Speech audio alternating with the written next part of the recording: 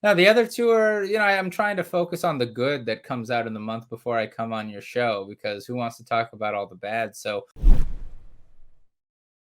the good is that, the common issue I keep talking about on your show and everywhere. This one is Singh v. Garland out of the Ninth Circuit on February 4th, 2022. And this is in my podcast, I actually referenced you because you and I had been talking about this issue in the last uh video we did in February. And this is the Niz Chavez motion to reopen in absentia motions, no orders in absentia orders of removal where there is a deficient notice to appear.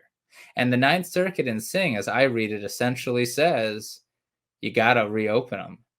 If you have an order of removal, if an in absentia order of removal comes your way in the Ninth Circuit and the NTA doesn't have the date, time, and location of the first removal hearing, I read Singh as saying that case needs to get reopened. Doesn't matter if you can't overcome the presumption of delivery, doesn't mean anything. The Ninth Circuit is saying they need to be reopened. And that is like, I don't know, 50% of all in absentia removal orders are probably issued in the Ninth Circuit since 1997. Not only that, the Fifth Circuit, as I keep saying, issued a similar decision and let me just get the case. And Rodriguez v. Garland discussed, like on episode 84 or discussed a long time ago, the Fifth Circuit was first. So we got between the Fifth Circuit and the Ninth Circuit, and the Fifth Circuit's a bit more nuanced because then another decision comes out 2 weeks later. But between the Fifth and the Ninth, you have incredibly strong cases for why in absentia removal orders based on deficient NTAs must be reopened. Between the Fifth and the Ninth, that's like 90% of in absentia orders of removal because that's where everybody's coming in, right? They're coming in through the Arizona, California, or Texas borders, and that's where most of the in absentia removal orders probably happen because people end up not showing up. From what I recall, there was another circuit that went the opposite way, right? No other circuit has went the opposite way. The Board of Immigration Appeals, however, in matter of La Para, is trying to get ahead of it and, disagrees. But the Fifth, the Ninth, and the Board are all basing their rationale on the statutory text. And they all think it's clear, which is funny. Because, I mean, if they all think it's clear, then obviously it's not. But more importantly, if it's based on the statutory text, it doesn't matter what the board says. Because the circuits don't defer to the board when it comes to textual analysis on the plain statutory text. They only defer to the board if the issue is ambiguous.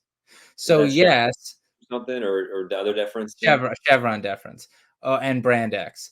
Yeah. So what that means is yes, matter of La Para governs in all the circuits right now except the Fifth and the Ninth. But it means that matter of La Para doesn't mean anything in the Fifth and the Ninth.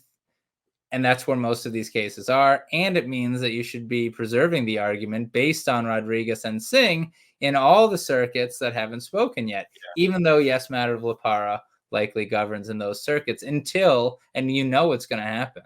Those circuits are going to issue a decision eventually. Every circuit has an in absentia motion, and it's going to probably go to the Supreme Court. We're going to have the third incarnation of this deficient NTA thing because the circuit split's going to happen. There's already a split if you consider the board a circuit, which it of course is not. But this is the nerdiest stuff, but the implications are substantive and serious and crazy. Huge implications. Wow. Well, it's ongoing. I'm sure we're going to have a bunch of more circuit stuff. We're going to think all year probably. We're talking about this for years. Yeah. and the Supreme Court knew it, and that's why I think Justice Alito in dissent in Pereira, I think it's pretty much what he said as the sole dissenter. He's like, yo, this is a big deal, guys.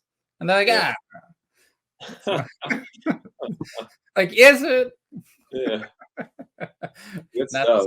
Not to side with Justice Alito. It's not something that I often find my belief system of law doing, nor am I doing so here, but I must give him a shout out that Justice Alito did say this is probably going to happen.